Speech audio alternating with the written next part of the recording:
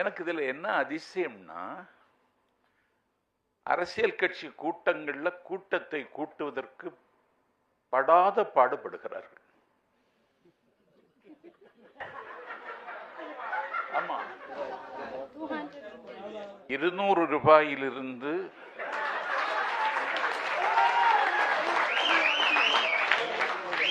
அது 300 ஆகி இப்போது 500 ஆகி வருகிறவர்கள் உட்கார்கிற நாற்காலியை போகும் பொழுது எடுத்துக்கொண்டு போகலாம் என்கிற அளவிற்கு நீங்க ஏதாவது ஐடியா கொடுத்துறாதீங்க. நிலைமை மோசமாகி வருகிறது. ஆனால் தானாக ஒரு கூட்டம் ஒரு காட்டாற்று வெள்ளம் போல் ஒரு தலைவனை தரிசிக்க இல்லாவிட்டால் பேச்சை கேட்க கூட்டம் வருவதை பார்த்து நான் வியந்து போனேன். பூவுக்குள் ஒளிந்திருக்கும் கனிக்கூட்டம் அதிசயம்.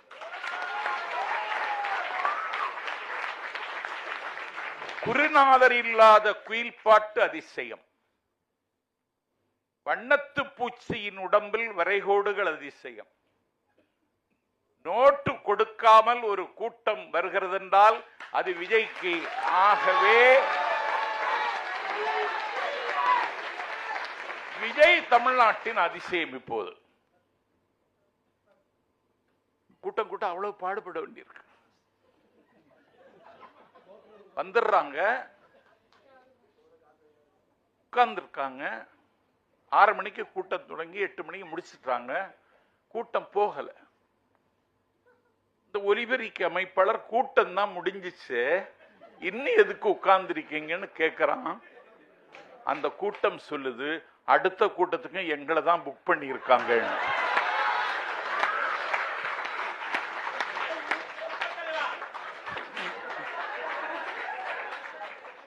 கோட்டீஸ்வரர் சொன்னார், லேட்டா வர்றது பிரச்சாரம்னா லேட்டா தான் வருவாங்க. இரவு 10 மணிக்கு